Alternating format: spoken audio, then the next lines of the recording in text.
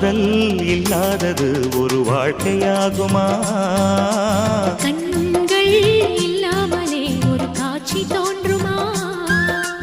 காதல் இல்லாதது ஒரு வாழ்க்கையாகுமா? கண்கள் இல்லாமலே ஒரு காட்சி தோன்றுமா? பெண்ணை தொடாதது ஒரு பெருமையாகுமா? முத்தம் சிந்தாமலே அது முழுமையாகுமா?